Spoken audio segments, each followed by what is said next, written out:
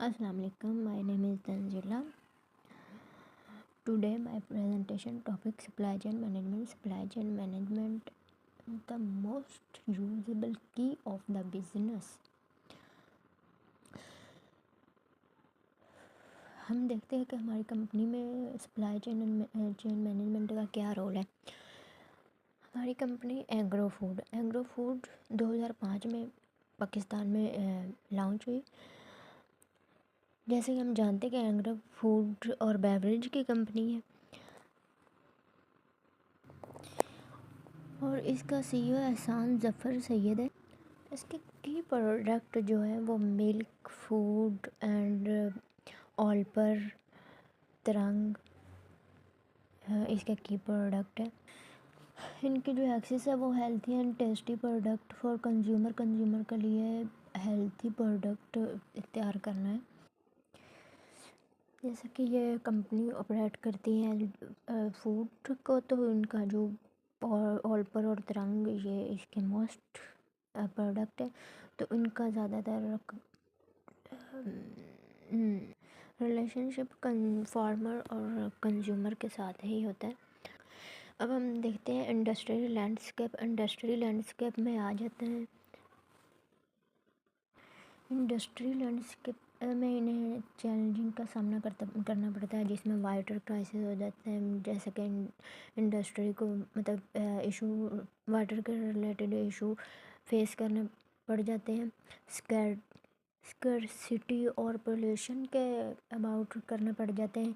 Energy use के about करने पड़ जाते हैं, like consumer significant amount of energy, sustainable and environmental impact और water waste disposal. For example मतलब जैसे कि इन्वायरमेंटल को लास्ट दिनों में ये जो शॉपर्स की वजह से उन्होंने बंद कर दिए थे, इस वजह से वो डिस्पोजल जो चीज़ें होती है वो इन्वायरमेंट के लिए हार्मफुल होती है, तो उनकी वजह से उन्हें चैलेंजिंग का सामना करना पड़ जाता है। इन्वायरमेंटल कंजर्वेशन में भी वही आ जाता है इंडस्ट्री, लाइक वो मिनिमाइज कॉस्ट इम्पैक्ट और environmental and reducing energy consumptions, waste management strategy and adopting the friendly practices, sustainability and imperative में आता है कि minimise environment impact.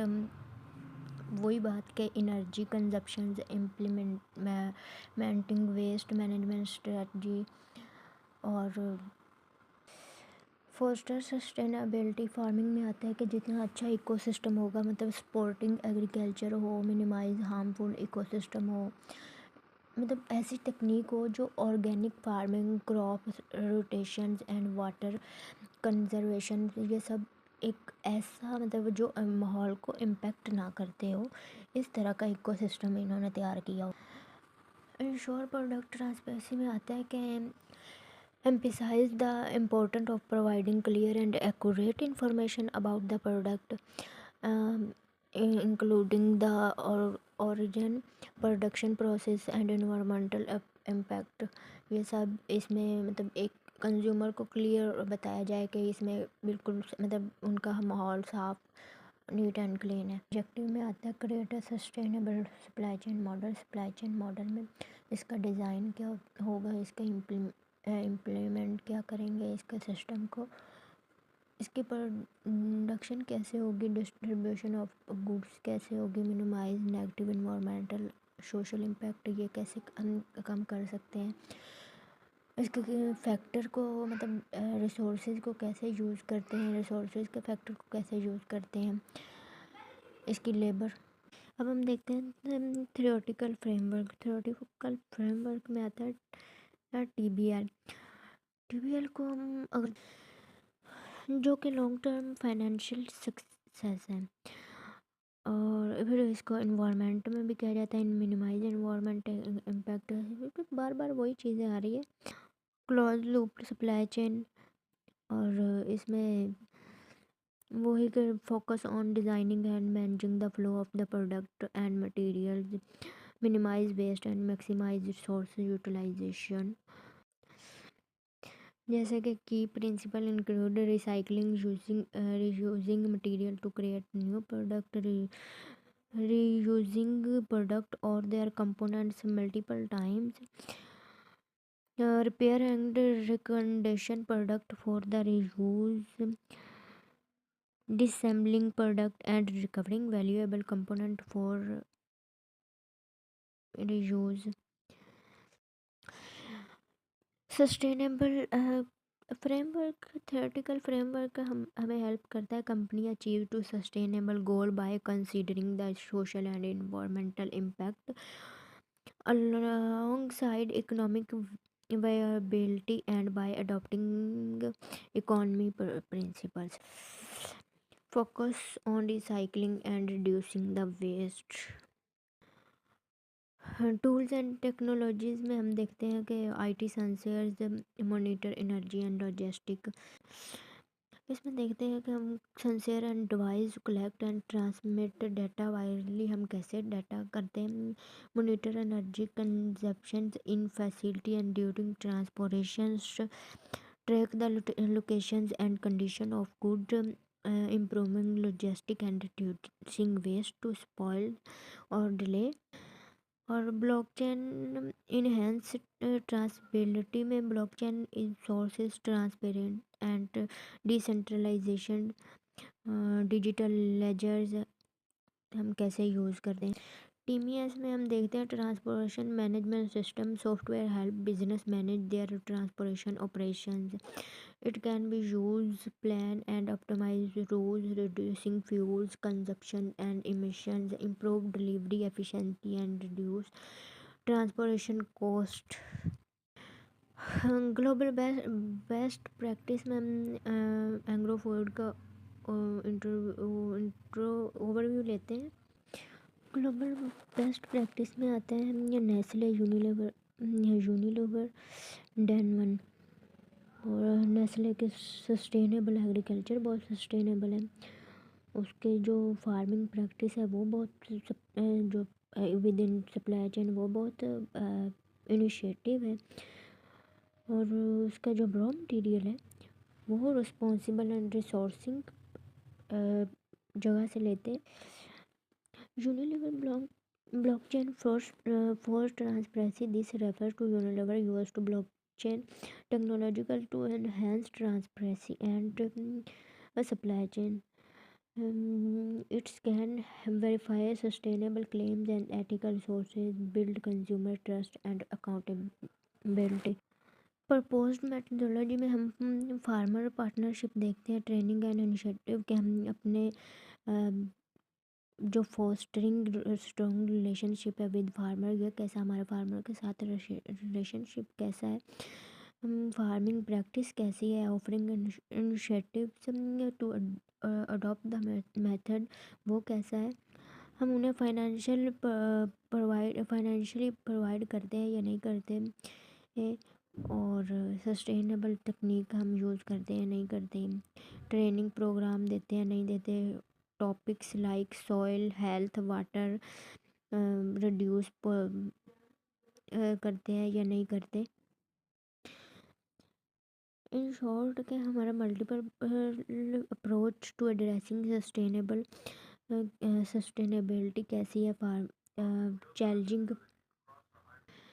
Optimising production process कैसा है, इम्प्रूविंग लॉजिस्टिक है या नहीं है, रिड्यूसिंग पैकेजिंग वेस्ट है, उस हम पैकेजिंग वेस्ट तो नहीं कर रहे, to enhancing transparency. Phase implementation में देखते हैं कि फेज़ 1 में पायलट टेस्टिंग 0 to 3 मंथ में हम small scale test to evaluate the propose methodology and technology control environment में यूज़ करते हैं। फेज़ 2 में सिस्टम डेवलपमेंट करते हैं 3 से 6 month, gradual roll out of the system to larger portion of the supply chain, और feedback from the pilot test. Phase 3 में देखते हैं full scale implementation 6 to 12 month, complete implementation across the entire supply chain. Financial analysis में हम देखते हैं कि हमारा जो ROI है, return on investment, means for every dollar invested in the sustainable initiative company can accept to generate a 50% dollar over time। Means कि जो वो इन्वेस्टमेंट कर रही है वो उसका वो 50% रिटर्न ले रही है या नहीं ले रही। उसमें पे बैक पीरियड में देखते हैं कि the refer to the amount of time it will take for the company initial investment in the sustainable investment through the resulting cost saving and increase revenue। Benefits में कोस्ट सेविंग देखते हैं, increase profitability देखते हैं, improve brand equity देखते हैं, एक देखते हैं कि हमारी लोअर वेस्ट डिस्पोजल फी है या इम्प्रूव्ड रिसोर्स एफिशिएंसी है, इम्प्रूव प्रॉफिटेबिलिटी है, इम्प्रूव ब्रांड रेपुटेशन है, इंक्रीज कस्टमर लॉयल्टी है, एंड एक्सेस है या नहीं है। हम आते हैं रिस्क मैनेजमेंट में। रिस्क मैनेजमेंट में देखते हैं कि supply chain disruption refers to the potential reputation to flow of raw material finished good और फैक्टर्स नेचुरल डिसास्टर जिसमें आता है पॉलिटिकल इंस्टेबिलिटी आता है, ट्रांसपोर्टेशन इश्यूज आते हैं, सप्लायर फेलियर भी आ जाते हैं। क्वालिटी कंट्रोल में देखते हैं, हम हाईलाइट करते हैं कि प्रोड्यूसिंग और distributing product do not meet to quality standard, मतलब वो कंज्यूमर की क्वालिटी के साथ स्टैंडर्ड पे मैच करता है नहीं करता। Product lead to product recall, damage to the company reputation and financial losses. Regularity complaints में देखते हैं कि हमारा risk of not complain with relevant regulation and standard this could result to legal action. Food risk में देखते हैं कि हमारा जो फूड अथॉरिटी के साथ जो उनका लीगल लॉ होता है उन पे मैच करता है या नहीं करता। ट्रांसपोर्टेशन रिस्क में देखते हैं कि हमारी associated with the transportation of good such as accident, delays and damage during trends. Market fluctuation में हम देखते हैं कि चेंज इन जैसे जैसे मार्केट चेंज होती है तो हमारे जो कंपनी की कंडीशन है वो भी चेंज होती है मार्केट कंडीशन के साथ। कंपनी की कंडीशन भी चेंज होती है और कंज्यूमर डिमांड भी चेंज होती है, कंपटीशन भी चेंज होता है, इकोनॉमिक कंडीशन भी चेंज होती है, तो वो सारा इफेक्ट मार्केट पे पड़ता है। रिस्क मिटिगेशन में देखते हैं कि हम अपनी मतलब रिस्क को कैसे मैनेज कर रहे हैं। अगर फॉर एग्जांपल हमारे जो फूड फार्मर जो होते हैं जिनसे हम दूध लेते हैं उनसे हमें दूध नहीं मिलता तो हमारा दूसरे फार्मर्स के साथ हम इतना रिलेशन है कि हम उनसे ले सकते हैं। तो अगर एक साइड से हमें प्लान ए अगर फेल हो रहा है तो प्लान बी हमारा हमेशा रेडी हो ताकि हमारी जो प्रोडक्ट है वो रुके ना। हम आते हैं इसके कंक्लूजन की तरफ। सस्टेनेबिलिटी एज अ स्ट्रेटजिक गोल, हमारा जो सस्टेनेबल रहने का गोल है वो क्या है। Sustainability is not just a side project or a matter of public relation. It's core part of the organization overall strategy, decision and action and guide by consideration of environmental, social and economic sustainability. Improve operational efficiency and environmental stewardship, the highlight practice equal benefits for focusing on the sustainable improve operational efficiency, lead cost saving through reduce waste, energy consumptions and resource use. Environmental stewardship refer to the responsible management of environmental resources, minimize negative impact of the environmental restoration, align with global trends and standards.